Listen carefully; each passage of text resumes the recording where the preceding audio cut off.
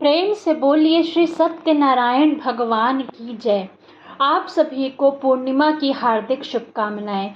आज इस वीडियो में सुनिए सत्यनारायण व्रत कथा।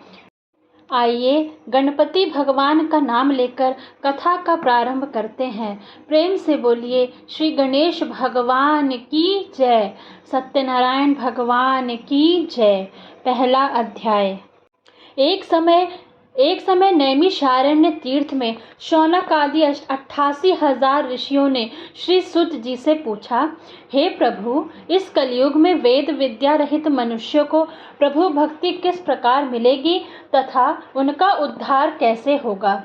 इसलिए हे मुनि, कोई ऐसा तप कहिए जिससे थोड़े समय में पुण्य प्राप्त होवे तथा मन वांछित फल मिले। वह कथा सुनने की हमारी इच्छा है। सर्वशास्त्र ज्ञाता श्री सुत जी बोले, हे वैष्णवों में पूज्य, आप सबने प्राणियों के हित की बात पूछी है। अब मैं उस श्रेष्ठ व्रत को आप लोगों से कहूँगा जिस व्रत को नारद जी ने लक्ष्मी नारायण से पूछा था और लक्ष्मीपति ने मुनि श्रेष्ठ नारद से कहा था, सो ध्यान से सुनिए। एक समय योगी राज नारद जी दूसरों के हित की इच्छा से अनेक लोकों में घूमते हुए मृत्यु लोक में आ पहुँचे। यहाँ अनेक योनियों में जन्मे हुए प्रायः सभी मनुष्यों को अपने कर्मों द्वारा अनेकों दुखों से पीड़ित देखकर सोचा, किस यत्न के करने से निश्चय ही प्राणियों के दुखों का नाश हो सकेगा। ऐसा मन में सोचकर विष्णु लोक को गए। वहाँ श्वेत वर्ण और 4 भुजाओं वाले देवों के ईश नारायण को देखकर, जिनके हाथों में शंख, चक्र, गदा और पद्य थे तथा वरमाला पहने हुए थे, स्तुति करने लगे, हे भगवान, आप अत्यंत दयालु हैं, शक्ति से संपन्न हैं, मन तथा वाणी भी आपको नहीं पा सकती। आपका आदि मध्य अंत नहीं है। निर्गुण स्वरूप, सृष्टि के आदि भूत व भक्तों के दुखों को नष्ट करने वाले हो, आपको नमस्कार है। नारद जी से इस प्रकार की स्तुति सुनकर विष्णु भगवान बोले, हे मुनि श्रेष्ठ, आपके मन में क्या है? आपका किस काम के स्तुति के लिए आगमन हुआ है? निसंकोच कहो। तब नारद जी मुनि बोले, मृत्युलोक में सब मनुष्य जो अनेक योनियों में पैदा हुए हैं, अपने अपने कर्मों के द्वारा अनेक प्रकार के दुखों से दुखी हो रहे हैं। हे नाथ, मुझ पर दया रखते हो तो बतलाइए कि उन मनुष्यों के सब दुख थोड़े से ही प्रयत्न से कैसे दूर हो सकते हैं। श्री भगवान जी बोले, हे नारद, मनुष्यों की भलाई के लिए तुमने बहुत अच्छी बात पूछी है। जिस काम के करने से मनुष्य मोह से छूट जाता है, वह मैं कहता हूँ, सुनो। बहुत पुण्य देने वाला, स्वर्ग तथा मृत्युलोक दोनों में दुर्लभ एक उत्तम व्रत है। आज मैं प्रेमवश होकर तुमसे कहता हूँ, सत्यनारायण का यह व्रत अच्छी तरह विधि पूर्वक करके मनुष्य आयु पर्यंत यहाँ सुख भोग कर मरने पर मोक्ष को प्राप्त होता है। श्री भगवान के वचन सुनकर नारद मुनि बोले कि उस व्रत का फल क्या है, विधान क्या है और किसने यह व्रत किया है और किस दिन यह व्रत करना चाहिए, विस्तार में बताइए। भगवान बोले, दुख शोक आदि को दूर करने वाला, धन धान्य को बढ़ाने वाला, सौभाग्य तथा संतान को देने वाला यह व्रत सब स्थानों पर विजयी करने वाला है। भक्ति संतान को देने वाला यह व्रत सब स्थानों पर विजयी करने वाला है। भक्ति और श्रद्धा के साथ किसी भी दिन मनुष्य सत्यनारायण की प्रातः काल के समय ब्राह्मणों और बंधुओं के साथ धर्मपरायण होकर पूजा करे। भक्ति भाव से नैवेद्य, केले का फल, घी, दूध और गेहूं का चूर्ण सवाया लेवे। गेहूं के अभाव में साठी का चूर्ण, शक्कर तथा गुड़ ले और सब भक्षण योग्य पदार्थ जमा करा के भगवान को अर्पण कर देवे तथा बंधुओं सहित ब्राह्मणों को भोजन करावे। उसके पश्चात स्वयं भोजन करे। नृत्य गीत आदि का आचरण कर सत्यनारायण भगवान का स्मरण करते हुए समय व्यतीत करे। इस तरह व्रत करने पर मनुष्यों की इच्छा निश्चय ही पूरी होती है। विशेषकर कली काल में भूमि पर यही मोक्ष का सरल उपाय है। ओम नमो भगवते वासुदेवाय। दूसरा अध्याय। सुत जी बोले, हे ऋषियों, जिसने पहले समय में इस व्रत को किया है उसका इतिहास कहता हूँ, ध्यान से सुनो। सुंदर काशीपुरी नगरी में एक अत्यंत निर्धन ब्राह्मण रहता था। वह भूख और प्यास से बेचैन हुआ नित्य पृथ्वी पर घूमता था।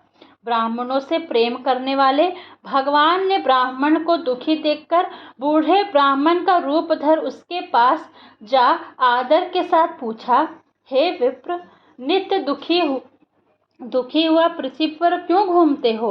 हे श्रेष्ठ ब्राह्मण, यह सब मुझसे कहो, मैं सुनना चाहता हूँ। ब्राह्मण बोला, मैं निर्धन ब्राह्मण हूँ, भिक्षा के लिए पृथ्वी पर फिरता हूँ।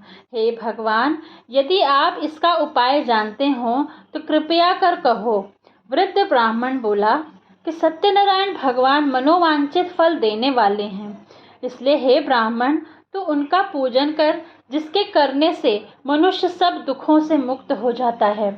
ब्राह्मण को व्रत का सारा विधान बतलाकर बूढ़े ब्राह्मण का मनुष्य रूप धारण करने वाले सत्यनारायण भगवान अंतर ध्यान हो गए। जिस व्रत को वृद्ध ब्राह्मण ने बतलाया है, मैं उसको करूँगा, यह निश्चय कर उसे रात में नींद नहीं आई। वह सवेरे उठ सत्यनारायण के व्रत का निश्चय कर भिक्षा के लिए चला। उसको भिक्षा में बहुत धन मिला, जिससे बंधु बांधवों के साथ उसने सत्यनारायण भगवान का व्रत किया। इसके करने से वह ब्राह्मण सब दुखों से छूटकर अनेक प्रकार की संपत्तियों से युक्त हुआ। उस समय से वह ब्राह्मण हर मास व्रत करने लगा। इस तरह सत्यनारायण भगवान के व्रत को जो करेगा वह मनुष्य सब दुखों से छूट जाएगा। इस तरह नारद जी से नारायण का कहा हुआ यह व्रत मैंने तुमसे कहा। हे विप्रो, मैं अब और क्या कहूँ? ऋषि बोले, हे मुनीश्वर, संसार में इस ब्राह्मण से सुनकर किस किस ने इस व्रत को किया, हम यह सब जानना चाहते हैं। इसके लिए हमारे मन में श्रद्धा है। सुत जी बोले, हे मुनियों, जिसने इस व्रत को किया है वह सब सुनो। एक समय एक ब्राह्मण धन और ऐश्वर्य के अनुसार बंधु बांधवों के साथ व्रत करने को तैयार हुआ। उसी समय एक लकड़ी बेचने वाला बूढ़ा आदमी आया और बाहर लकड़ियों को रखकर ब्राह्मण के मकान में गया। प्यास से दुखी लकड़हारा उनको व्रत करते देखकर ब्राह्मण को नमस्कार कर कहने लगा कि आप यह क्या कर रहे हैं और इसके करने से क्या फल मिलता है, कृपया करके मुझसे कहो। ब्राह्मण ने कहा, सब मनोकामनाओं को पूरा करने वाला यह सत्यनारायण भगवान का व्रत है। इसकी ही कृपा से मेरे यहाँ धन धान्य आदि की वृद्धि हुई है। ब्राह्मण से इस व्रत के बारे में जानकर लकड़हारा बहुत प्रसन्न हुआ। चरणामृत ले और प्रसाद खाने के बाद अपने घर को गया। लकड़हारे ने अपने मन में इस प्रकार संकल्प किया कि आज नगर में लकड़ी बेचने से जो धन मिलेगा उसी से सत्यनारायण देव का उत्तम व्रत करूँगा। यह मन में विचार कर वह बूढ़ा आदमी लकड़ियाँ अपने सिर पर रखकर जिस नगर में धनवान लोग रहते थे वह ऐसे सुंदर नगर में गया। उस रोज वहाँ पर उसे उन लकड़ियों का दाम पहले दिनों से चौगुना मिला। तब वह बूढ़ा लकड़हारा दाम ले और अति प्रसन्न होकर पक्के केले की फली, शक्कर, घी, दूध, दही और गेहूं का आटा इत्यादि सत्यनारायण भगवान के व्रत की सारी सामग्रियों को लेकर अपने घर गया। फिर उसने अपने भाइयों को बुलाकर विधि विधान के साथ भगवान जी का पूजन और व्रत किया। उस व्रत के प्रभाव से वह लकड़हारा धन, पुत्र आदि से युक्त हुआ और संसार के समस्त सुख भोग कर बैकुंठ को चला गया। प्रेम से बोलिए सत्यनारायण भगवान की जय। तीसरा अध्याय। सुत जी बोले, हे श्रेष्ठ मुनियों, अब आगे की कथा कहता हूँ, सुनो। पहले समय में उल्कानुख नाम का एक श्रेष्ठ बुद्धिमान राजा था। वह सत्य वक्ता और जितेंद्र प्रिय था। प्रतिदिन देव स्थानों पर जाता तथा गरीबों को धन देकर उनके कष्ट दूर करता था। उसकी पत्नी कमल के समान मुख वाली और सती साध्वी थी। भद्रशिला नदी के तट पर उन दोनों ने श्री सत्यनारायण का व्रत किया। उस समय में वहाँ एक साधु वैश्य आया। उसके पास व्यापार के लिए बहुत सा धन था। वह नाव के किनारे पर ठहरा कर राजा के पास आ गया और राजा को व्रत करते हुए देखकर विनय के साथ पूछने लगा, हे राजन, भक्ति युक्त चित्त से यह आप क्या कर रहे हैं? मेरी सुनने की इच्छा है, सो आप यह मुझे बताइए।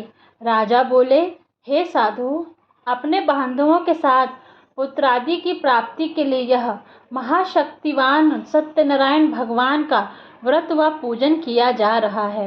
राजा के वचन सुनकर साधु आदर से बोला, हे राजन, मुझसे इसका सब विधान कहो, मैं भी आपके कथा अनुसार इस व्रत को करूँगा। मेरे भी कोई संतान नहीं है और इससे निश्चय ही होगी। राजा से सब विधान सुन व्यापार से निवृत्त हो वह आनंद के साथ घर गया। साधु ने अपनी स्त्री से संतान देने वाले उस व्रत का समाचार सुनाया और कहा कि जब मेरे संतान होगी तब मैं इस व्रत को करूँगा। साधु ने ऐसे वचन अपनी स्त्री लीलावती से कहे। एक दिन उसकी स्त्री लीलावती पति के साथ आनंदित हो संसारिक धर्म में प्रवृत्त होकर सत्यनारायण भगवान की कृपा से गर्भवती हो गई तथा 10वें महीने में उसके यहाँ एक सुंदर कन्या का जन्म हुआ। दिनों दिन वह इस तरह बढ़ने लगी जैसे शुक्ल पक्ष का चंद्रमा बढ़ता है। कन्या का नाम लीलावती रखा गया। तब लीलावती ने मीठे शब्दों में अपने पति से कहा कि आपने संकल्प लिया था कि भगवान का व्रत करूँगा, अब आप उसे करिए। साधु बोला, हे प्रिय, इसके विवाह पर करूँगा। इस प्रकार अपनी पत्नी को आश्वासन दे वह नगर को गया। कलावती पितृगृह में वृद्धि को प्राप्त हो गई। साधु ने जब नगर में सखियों के साथ अपनी पुत्री को देखा तो तुरंत दूत बुलाकर कहा कि पुत्री के वास्ते कोई सुयोग्य वर देख कर लाओ। साधु की आज्ञा पाकर दूत कंचन नगर पहुंचा और वहां पर बड़ी खोज कर देखभाल कर लड़की के लिए एक सुयोग्य वाणिक पुत्र को ले आया। उस सुयोग्य लड़के को देखकर साधु ने अपने बंधु बांधवों सहित प्रसन्नचित अपनी पुत्री का विवाह उसके साथ कर दिया, किंतु दुर्भाग्य से विवाह के समय भी उस व्रत को करना भूल गया। तब श्री भगवान क्रोधित हो गए और शाप दिया कि तुम्हें दारुण दुख प्राप्त होगा। अपने कार्य में कुशल साधु बनिया जमाता सहित समुद्र के समीप स्थित रत्नपुर नगर में गया। वहां दोनों ससुर जमाई चंद्रकेतु राजा के उस नगर में व्यापार करने लगे। एक रोज भगवान सत्यनारायण की माया से प्रेरित कोई चोर राजा का धन चुराकर भागा जा रहा था, किंतु राजा के दूतों को आता देखकर चोर ने घबरा कर भागते हुए राजा के धन को वहीं चुपचाप रख दिया जहां वो ससुर जमाई ठहरे हुए थे। जब दूतों ने उस साधु वैश्य के पास राजा के धन को रखा देखा तो वे दोनों को बांध कर ले गए और प्रसन्नता से दौड़ते हुए राजा के समीप जाकर बोले, हे, यह दो चोर हम पकड़ कर लाए हैं, कृपया आज्ञा दें। तब राजा की आज्ञा से उनको कठोर कारावास में डाल दिया गया और उनका सब धन छीन लिया। सत्यनारायण भगवान के श्राप द्वारा उनकी पत्नी भी घर पर बहुत दुखी हुई और घर पर जो धन रखा था उसे चोर चुरा ले गए। शारीरिक व मानसिक पीड़ा तथा भूख प्यास से अति दुखित हो अन्न की चिंता में कलावती एक ब्राह्मण के घर गई। वहां उसने सत्यनारायण भगवान का व्रत होते देख फिर कथा सुनी और फिर अपने माँ से आकर यह बात बताई। कथा सुनी तथा प्रसाद ग्रहण कर रात को घर आई। माता ने कलावती से कहा, हे पुत्री, अब तक कहाँ रही व तेरे मन में क्या है? कलावती बोली, हे माता, एक ब्राह्मण के घर श्री सत्यनारायण भगवान का व्रत देखा है। कन्या के वचन सुनकर लीलावती भगवान के पूजन की तैयारी करने लगी। लीलावती ने परिवार और बंधुओं सहित श्री सत्यनारायण भगवान का पूजन किया और वर मांगा कि मेरे पति और दामाद शीघ्र आ जावें। साथ ही प्रार्थना की कि हम सबका अपराध क्षमा करो। सत्यनारायण भगवान इस व्रत से संतुष्ट हो गए और राजा चंद्रकेतु के स्वप्न में दर्शन देकर कहा, हे राजन, दोनों वैश्यों को प्रातः ही छोड़ दो और उनका सब धन जो तुमने ग्रहण किया है दे दो, नहीं तो मैं तेरा धन, राज्य, पुत्रादि सब नष्ट कर दूंगा। राजा से ऐसे वचन सुनकर भगवान अंतर ध्यान हो गए। प्रातः काल राजा चंद्रकेतु ने सभा में अपना स्वप्न सुनाया। फिर दोनों वाणिक पुत्रों को कैद से मुक्त कर सभा में बुलाया। दोनों ने आते ही राजा को नमस्कार किया। राजा मीठे वचनों से बोला, हे महानुभावों, भावी वश ऐसा कठिन दुख प्राप्त हुआ है, अब तुम्हें कोई भय नहीं। ऐसा कहकर राजा ने उनको नए नए वस्त्राभूषण पहनाए तथा जितना धन लिया था उससे दुगना धन देकर आदर सहित विदा किया। दोनों वैश्य अपने घर को चल दिए। जोर प्रेम से बोलिए श्री सत्यनारायण भगवान की जय। चौथा अध्याय। सुतजी बोले, वैश्य ने मंगलाचरण करके यात्रा आरंभ की और अपने नगर को चला। उनके थोड़ी दूर निकलने पर दंडी वेशधारी सत्यनारायण भगवान ने उनसे पूछा, हे साधु, तेरी नाव में क्या है? अभिमानी वाणिक हंसता हुआ बोला, हे दंडी, आप क्यों पूछते हो? क्या धन लेने की इच्छा है? मेरी नाव में तो बेर और पत्ते भरे हैं। वैश्य का कठोर वचन सुनकर भगवान ने कहा, तुम्हारा वचन सत्य हो। दंडी ऐसा कहकर वहां से दूर चले गए और कुछ दूर जाकर समुद्र के किनारे बैठ गए। दंडी के जाने पर वैश्य ने नित्य क्रिया करने के बाद नाव को ऊंची उठी देखकर अचंभा किया और नाव में बेल पत्ते आदि देखकर मूर्छित हो जमीन पर गिर पड़े। फिर मूर्छा खुलने पर अत्यंत शोक प्रकट करने लगे।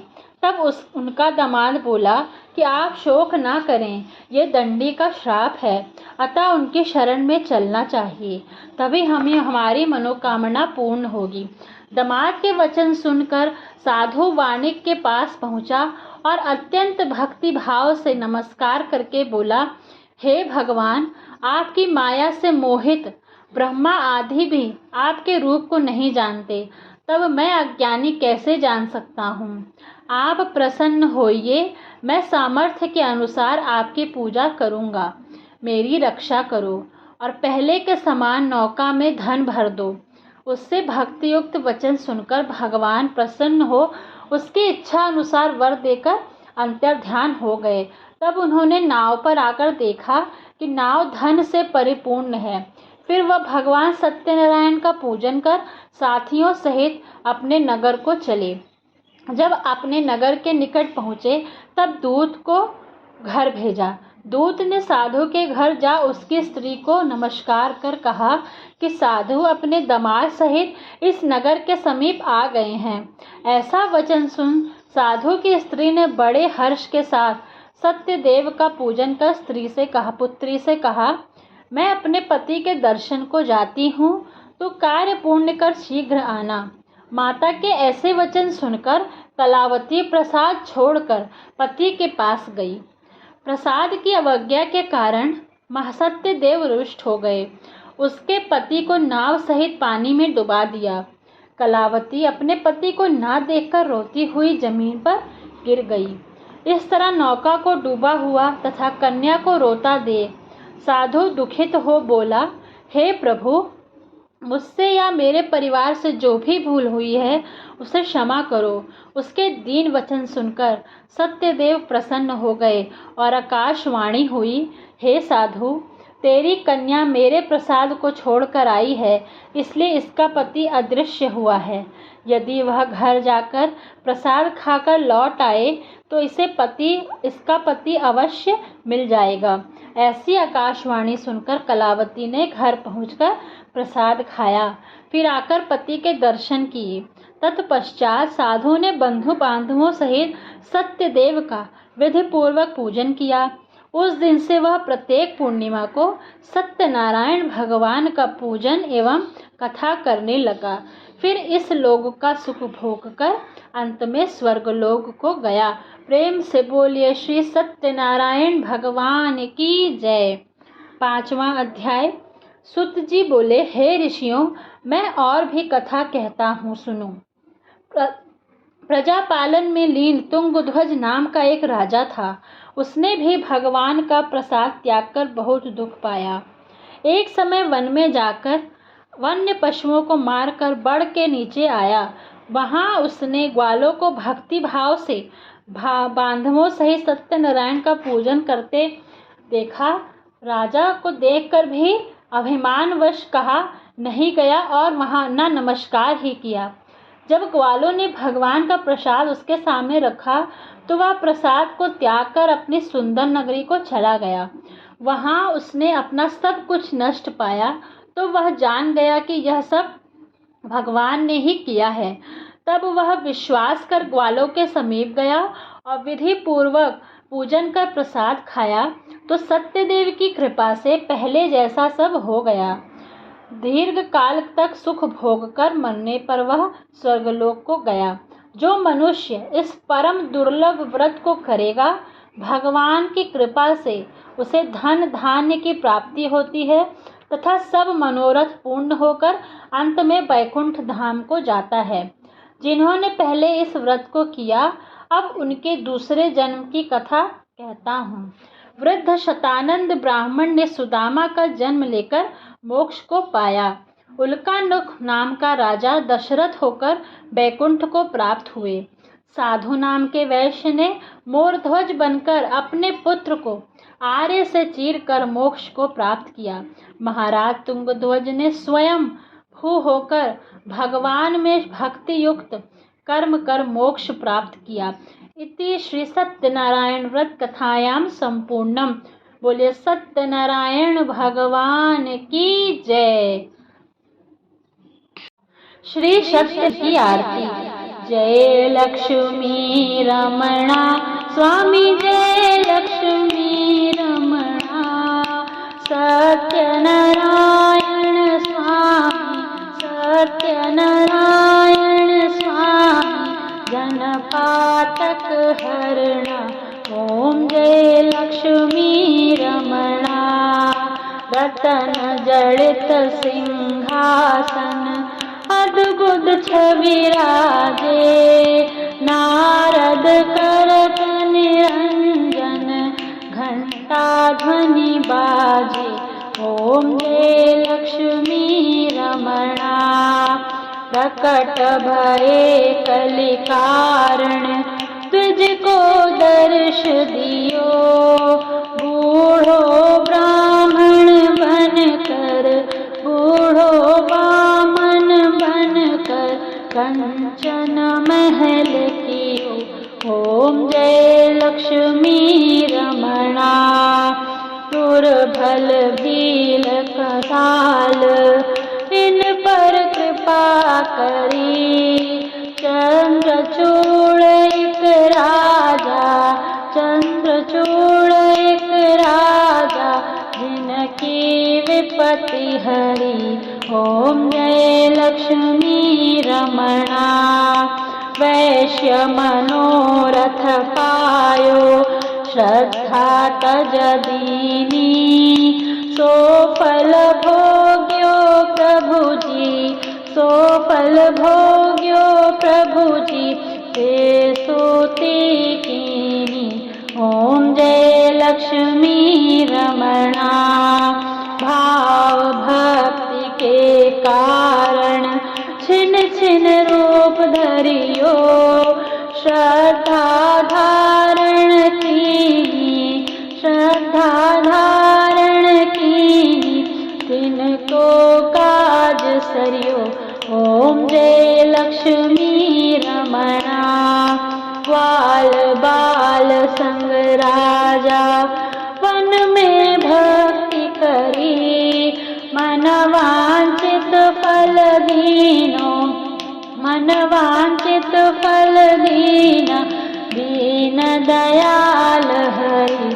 ओम जय लक्ष्मी रमणा चढ़त प्रसाद सवाया कदली फल मेवा धूप दीप तुलसी से धूप दीप तुलसी से राजी सत्य देवा ओम जय लक्ष्मी रमणा श्री सत्य नारायण जी की आरती जो कोई नर गावे प्रेम सहित गावे कहत शिवानंद स्वामी कहत शिवानंद स्वामी वांछित फल पावे ओम जय लक्ष्मी रमणा ओम जय लक्ष्मी रमणा स्वामी जय लक्ष्मी